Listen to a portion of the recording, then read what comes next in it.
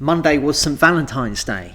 Now, it should be noted before I say anything else that I think Valentine's Day is a load of nonsense.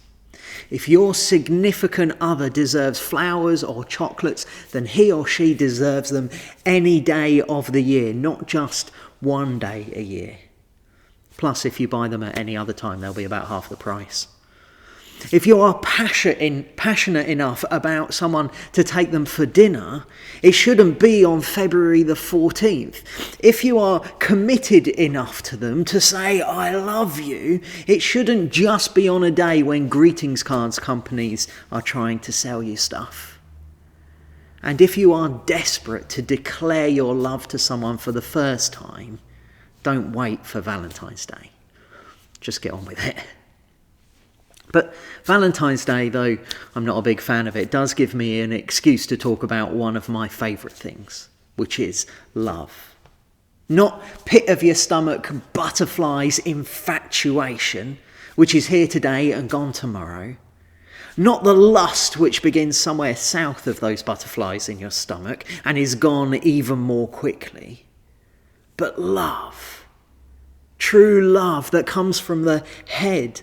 Love that is a decision we make, not just a feeling we get. Love that is committed and consistent, even when our feelings are not. Our world has warped the idea of love. It's made it seem like love that comes from the head, love that is a decision made, is somehow inferior. It's made it seem like the best sort of love is the love that causes characters in rom-coms to turn friends and family members' lives upside down in the pursuit of it. Chaotic. But this couldn't be further from the truth. The sort of love we see on TV and in films, the sort of love that we are encouraged to seek after, to find, is a fickle, fragile thing. It is unstable. It is a thing that only lasts as long as my partner makes me feel good, as long as they make me feel important or needed. It is a love that will struggle to endure hardship and pain. It is a pale imitation of the sort of love that God has for us and encourages us to have for others.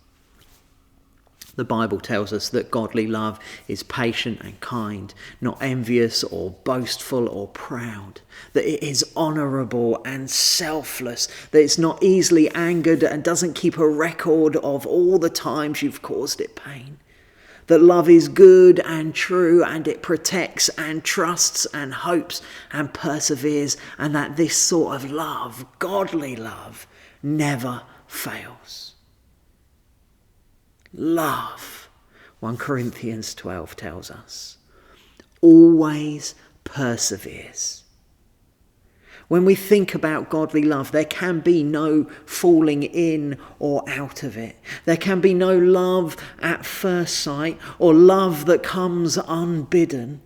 Our world tells us that you cannot choose who you love, but how wrong they are. Love is always a choice because you have to choose to persevere. You have to choose to work hard at relationships, and relationships are hard sometimes. You have to choose to let things go instead of keeping a record of wrongs. You choose to be patient and humble and true. None of these things just happen.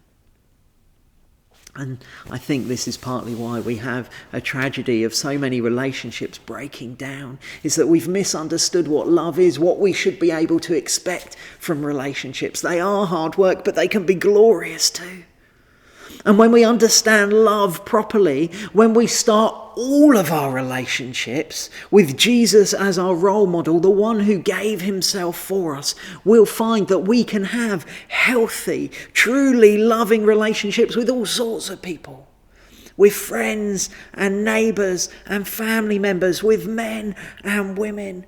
And I think that we will find we suddenly have a whole load of relationships with other people that are kind and patient and truthful, and all the rest with us, as well as us being those things to them.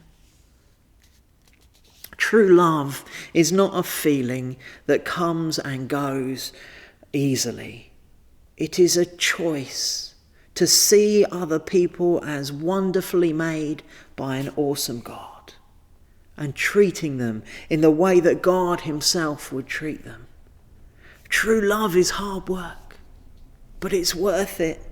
Because by building relationships of true love, we can begin to know and experience just a little of how Father God sees each one of us.